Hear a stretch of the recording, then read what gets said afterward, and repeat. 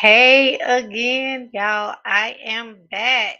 So, just as I was wrapping up the last partial demo, because that's what it was, I started to see the comments. I don't know why I could not. I thought I had it set so I could see the comments. I told y'all in the last video, this is not really what I do, but I'm trying to make it what I do. So that's okay. We're back. Um, We're going to get this right this time. I am going to share my screen this time. Thank you to those of you who joined me on the first demo. This is take two. I apologize for the error, but hey, it happens. And if you joined me in April, then you know I do know how to share the screen. I don't know what happened today. Let's get started. Share screen.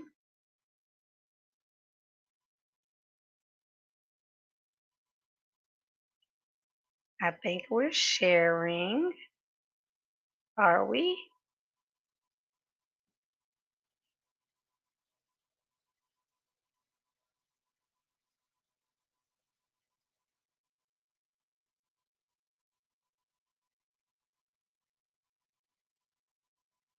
See, now I'm paranoid. How do I know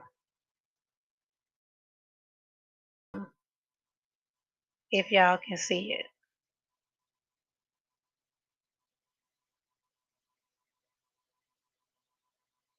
I think you can. Okay, today we're going to look at Canva Docs. As I said in the first video, if you are using Canva Docs as simply a Canva version of a Word document and you're just opening up a text box and typing and that's it, then you are grossly underusing this tool. It can do so many other things. All right, when you open it up, you'll see that it starts out with some type of inspirational quote. This one is from Serena Williams. Every woman's success should be an inspiration to another. We're strongest when we cheer each other on. Okay, I like that. All right, but we are going to get started first. We're going to take a look at this little circle with a plus sign in it. Those are called the quick actions, and those are all of the functions that you can perform inside of a Canva doc. So, first, I want to click on the quick actions and scroll through and show y'all what we have. We have Magic Write, which is Canva's AI chatbot generator. We can embed another Canva design into this one. We can add headings and subheadings, body text, tables, page dividers, checklist, bulleted list, numbered list. We can add people, meaning we can tag people if you are using a team, if you have a team set up in your Canva account, maybe for your business partners or your virtual assistant, or if you're using Canva for education and you have classes set up with your students, then you can tag a person in a document so that you can have real time collaboration. We can add in different types of charts and we can embed links. And once all of that is done, this document can be shared via a public viewing link, and people who don't have a Canva account can fully engage with it. Now, in the first demo, I did a summer learning example, and I don't want to do that again. I kind of want to start from scratch since we are getting started from the beginning here. So,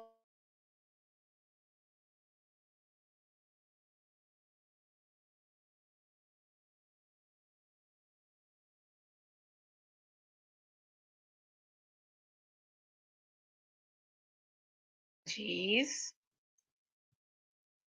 for differentiated instruction.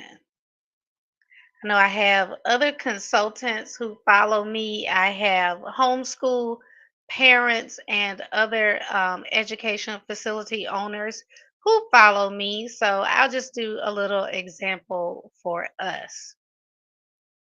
And we see that Canva Magic Write is generating three ideas of differentiated instruction.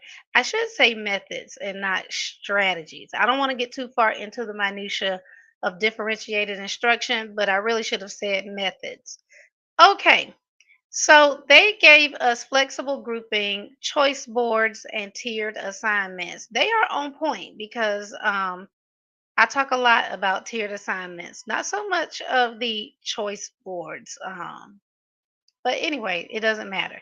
If I don't like these, I can hit retry, and then Canva's going to come back with three other options.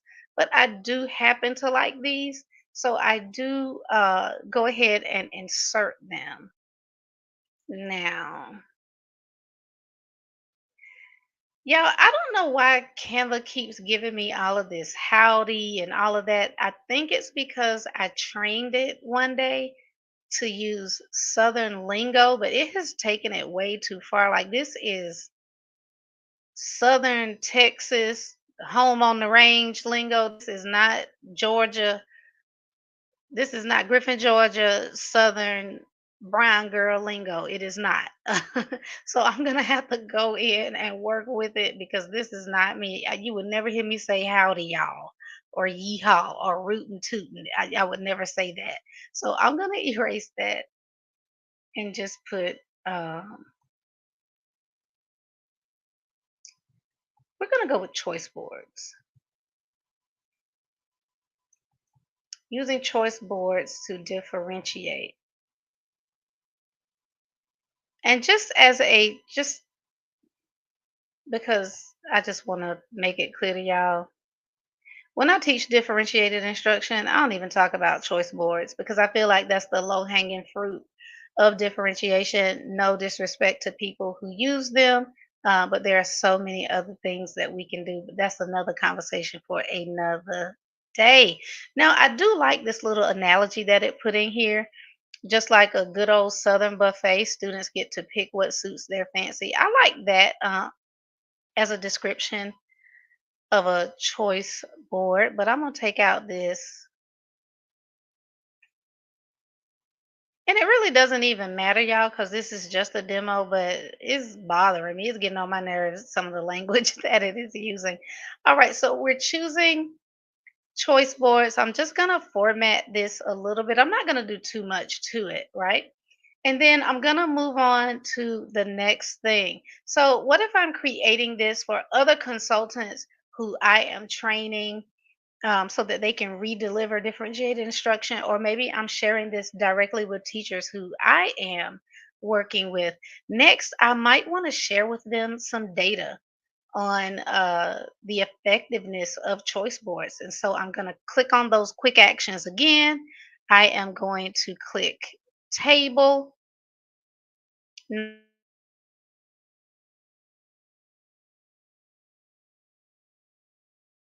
Right? Because I want to show them the effectiveness of choice boards, and maybe I have some data. So when I click on pie chart, it's going to insert a shell for a pie chart, and then it's going to give me a chart where I can insert the data that I want to see displayed. Now I can either type that in manually, I can upload it via a CSV file, or I can link to Google Sheets and bring it in if I have that spreadsheet on Google. Once you do that, the data is going to automatically populate. And then instead of seeing item one, item two, item three, then we will see the actual data fields from what we uploaded. All right. So telling the teachers what a choice board is, giving them some data to show the effectiveness of choice boards. Next, I might want to insert a presentation or some other literature on choice boards. So now I'm going to click my quick actions and go to design. I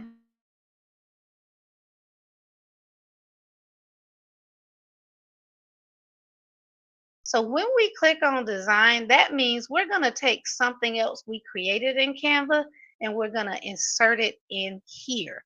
I don't have anything specifically about choice boards, but I know I just did a presentation to some alternative school leaders, and it was about acceleration versus remediation when we're talking about differentiating instruction. And I'm just going to put that in lieu of something that is specifically about choice boards. And I'm just going to stretch it just a little bit. And now I'm going to save. I have embedded a full presentation into this doc, and I can click through that presentation without leaving this document. All right, so if this were an assignment for students, you introduce the assignment, maybe you add some data to make it visual for them. You put in a presentation that gives them instructions or more information. And then I can go ahead and embed the next thing. Now, maybe I want to put in a video that discusses choice boards. Now I'm going to go down to embed, and I can hop over to YouTube. I can find a video on choice boards. I'm not picky, so I'll just take the first one I come to. I'm going to copy the link here, come back to my design and paste that link in the embed box. And just like the presentation that's interactive, this video is interactive. It's going to play directly from this document. It will not open up a new window. And so we can go on and on in this Canva doc. We can add as many elements as we like. And as we continue to add elements, the doc will continue to grow. We don't have to add new pages. The pages are not going to fill up. Um, what if I want to do a bulleted list? Let me see if I can do two things in one here. For my bulleted list, can I use Magic Write? Um, Give me a list of 4 criteria for choice board options. And let me see if it actually gives me a list. I've never tried to do a quick task within a quick task, so I'm not sure. And that's not even what I want anyway, so I'm just going to abort mission on that. Back. Okay, that's not going to work. All right, so I'll try something else. But the point, y'all, is that you can keep adding and keep adding.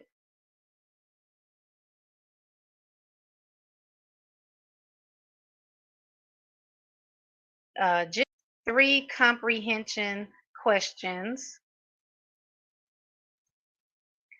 to check for understanding of how to design choice boards. I think that's the more appropriate thing to put here rather than what I was just trying to do a minute ago.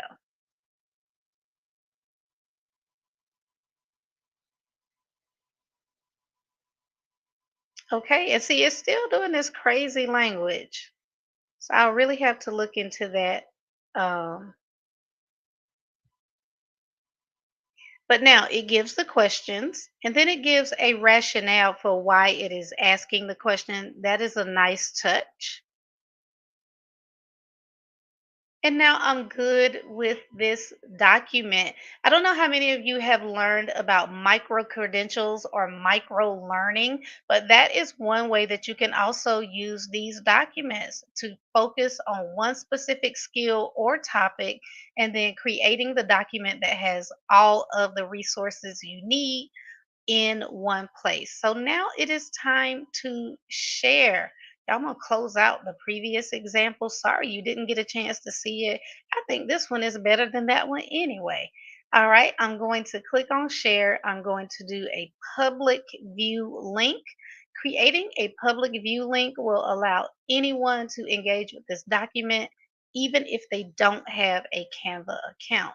So we're gonna paste and go, and then it opens up much like a website.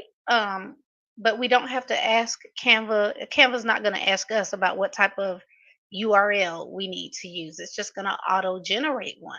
All right, but as I stated, that pie chart is interactive, so if I put some real data in there, that data is going to be highlighted as I scroll over each piece of the chart. That presentation, and I can make it bigger, is clickable, so they can go through these slides and engage with that information. Page, and then the questions are below. So that is your Canva Docs tutorial.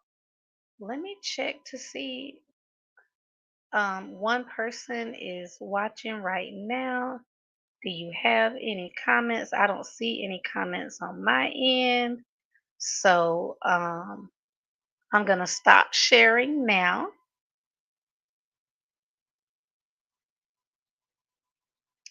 And hopefully y'all were able to see it this time.